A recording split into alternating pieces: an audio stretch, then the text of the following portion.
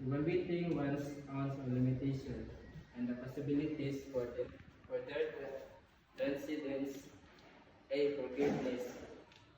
When we forgive, we're freed from all anger, and bitterness because of the actions and or words of another.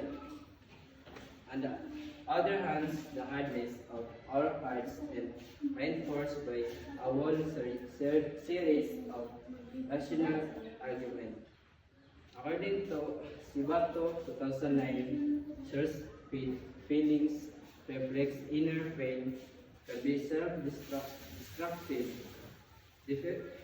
Different methods of forgiveness and healing, counseling, which involve active listening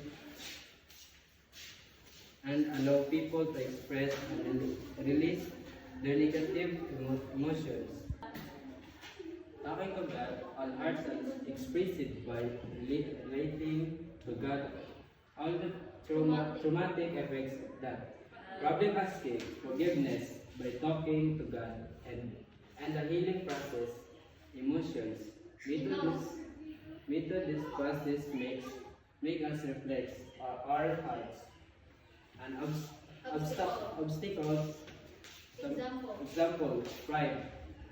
As we aspire to be good, this method highlights the social dimension of healing and reconciliations. Forgiveness method focus on healthy individual forgive through prayer, reflections, and compassion. Forgiveness improve relationships, sleep, and health. B. Beauty of nature. Nature reflects perfection and grace, lifting the human spirit.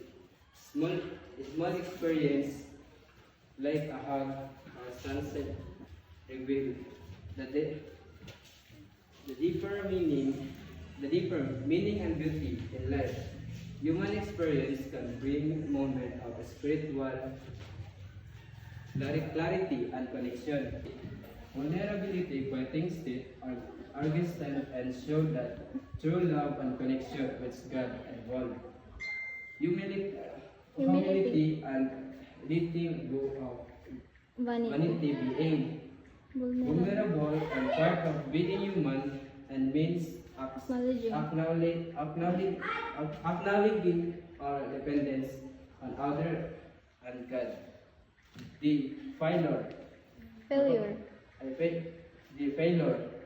The failure forces us to confront our weaknesses and limitation. Failure reveal human limitation and teaches hope, trust, truth, and forgiveness. It can be an opportunity for growth and reflection.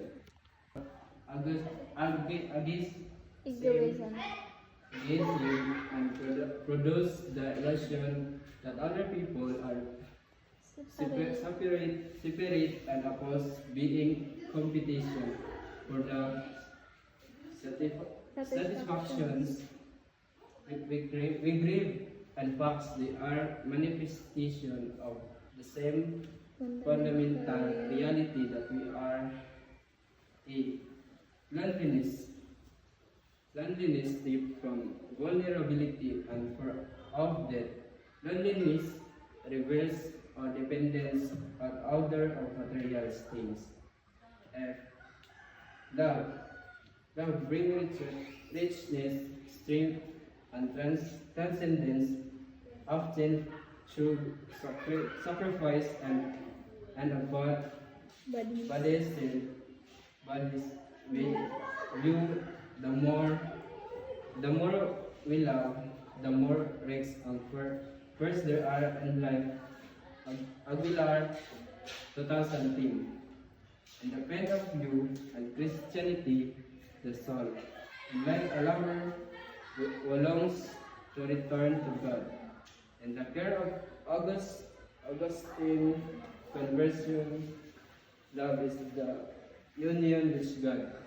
Be achieved for the things there is nothing matter in the world that karma triples down of power as an elephant to a dam of illusions. Polyganda 2006 has the state of being completely free from attachment, desire, and suffering. It represents perfect inside grace and wisdom. Beyond the physical world, nirvana is beyond sense, language, and true polyganda 2007. See, Augustine of Hippo and Aquinas, will and love. August showed that of truth we are physically free.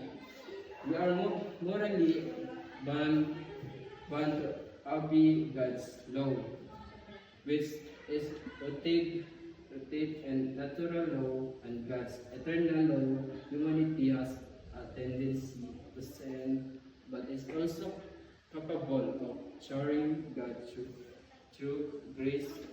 Aquinas emphasized that all things are directed toward the natural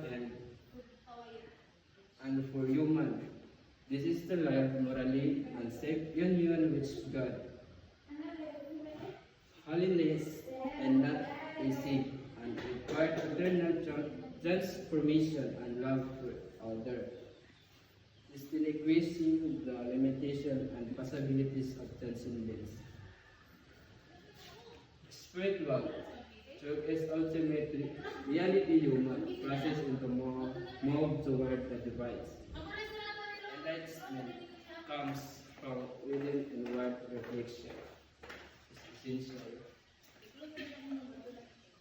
Oneness of creation emphasizes not dualities and only unity and harmony. Direct awareness and spiritual practice, yoga and Hinduism are evolved over more inner reason for understanding reality. There are a healthy respect for traditional but never a slavish commitment to it. The past context but never rules ever and suffering. Suffering is central to biblical faith. Christianity suffering leads to the cross, symbolizing God's love, and Buddhism sees suffering as a faith to compassion and for humanity.